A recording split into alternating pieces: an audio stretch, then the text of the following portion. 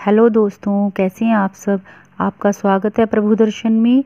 और आज मैं बताने वाली हूँ आपको कि कैसे नंदी महाराज शिव जी के वाहन बने। यह उस समय की बात है जब भगवान शिव के पास कोई वाहन नहीं था। उन्हें पैदल ही जंगल पर्वत की यात्रा करनी पड़ती थी। एक दिन माता पार्वती उनसे बोली, आप तो संसार की स्वामी हैं, क्या आपको पैदल यात्रा करना शोभा देता है। शिवजी हंसकर बोले, देवी हम तो रमते जोगी हैं, हमें वाहन से क्या लेना देना।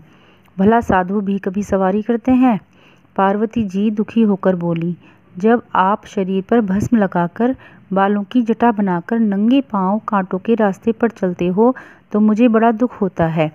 शिवजी ने बहुत समझाया, लेकिन वे अपनी जिद पर अड़ी रहीं। अब भोले भंडारी चिंतित हो गए। उन्होंने देवताओं को बुलवाया। नारद मुनि ने सभी देवताओं को संदेशा पहुंचाया। सभी देवता घबरा गए कि कहीं हमारा ही वाहन न ले लें। सभी कोई न कोई बहाना बनाकर अपने अपने महलों में बैठे रहे। पार्वती जी उदास थीं। शिवजी ने देखा कोई देवता नहीं आया। उन्होंने गुस्से में हुंकार लगाई तो जंगल के सभी जानवर आ गए। शिवजी ने कहा, तुम्हारी माँ पार्वती चाहती हैं मेरे पास कोई वाहन होना चाहिए, बताओ कौन बनेगा मेरा वाहन। सभी जानवर खुश हो गए। खरगोश बोला, मैं मुलायम हूँ, आप मुझे अपना वाहन बना लो। शेर बोला कि भगवान जी मैं जंगल का राजा हूँ, आप मुझे वाहन बना लीजिए।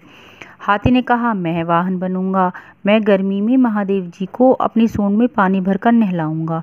इसी तरह हिरण ने भी कहा, शिव जी मेरी सवारी करेंगे।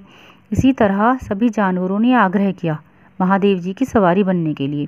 अब महादेव जी ने सबको शांत कराया और बोले, कुछ ही दिन में सब जानवरों से मैं एक चीज़ मांगूंगा, जो मुझे बहला देगा वही मेरा वाहन होगा। नंदी बैल भी वहीं खड़े थे। उस दिन के बाद से वे छिप छिप कर माता पार्वती और शिवजी की बातें सुनने लगे। भूख प्यास की परवाह किए बगैर वे छिपे रहते और कोशिश करते कि माता पार्वती और शिवजी की बातें सुन सकें। उन्हें लगता था कभी न कभी शिवजी पार्वती जी से उस चीज़ के बारे में अवश्य चर्चा करेंगे। एक दिन उन्हें पता चल ही गया कि बरसात आने वाली है और बरसात के मौसम में सूखी लकड़ियां मांगेंगे महादेव। उन्होंने पहले से ही तैयारी कर ली। बरसात का मौसम आया, सारा जंगल पानी से भर गया। ऐसे में शिवजी ने जानवरों से सूखी लकड़ियों की मांग की। अब सभी जानवर एक दूसरे का मुंह देखने लगे।